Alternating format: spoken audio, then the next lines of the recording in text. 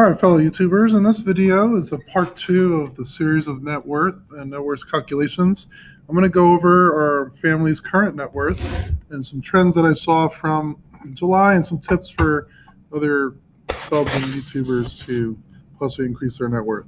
So from part 1, I described how net worth is just assets minus your liabilities. There is a link in the previous video on a blank template where you could add in your assets and liabilities. They'll help you determine what your net worth is. So current assets in the bank, we have $38.53. Savings account, $43.66.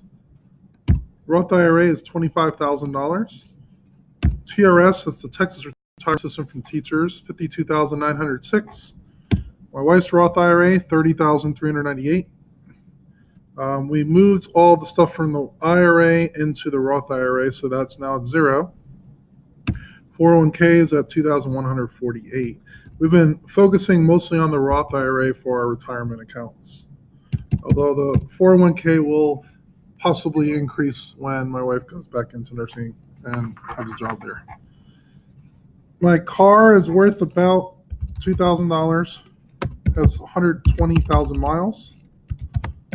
So what I do is I go on KBB there, determine what the private party value is for the car, and then I put that as an asset.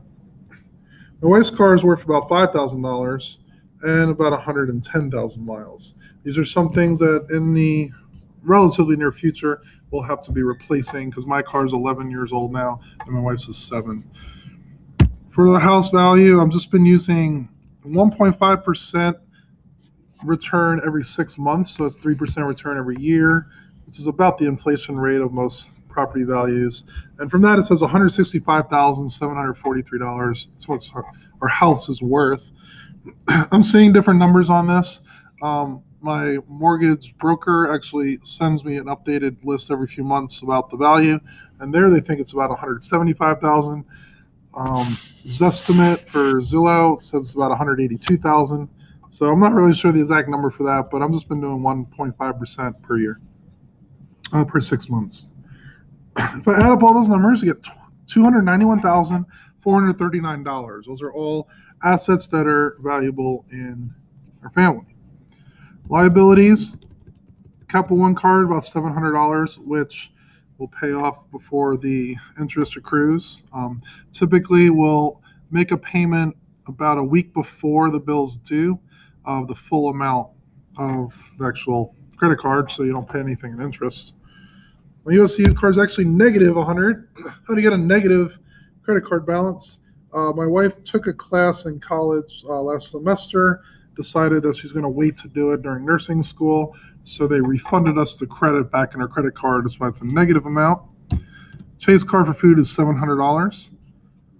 Mortgage is exactly $127,249. Looked it up in our mortgage statement. No loans besides those. So our total, when you add that up, is $128,541. If you take the $291,439 and subtract $128,541, you get $164,190. This would be our net worth, assets minus liabilities. Okay. 6 months ago, our net worth was $151,417.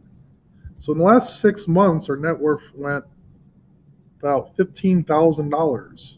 Yeah, about $13,000 or so.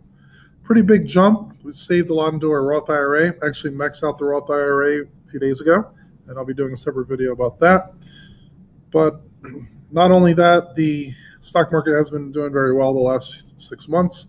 So all these things, changing the amount in your mortgage, lowering how much you owe, increasing your assets.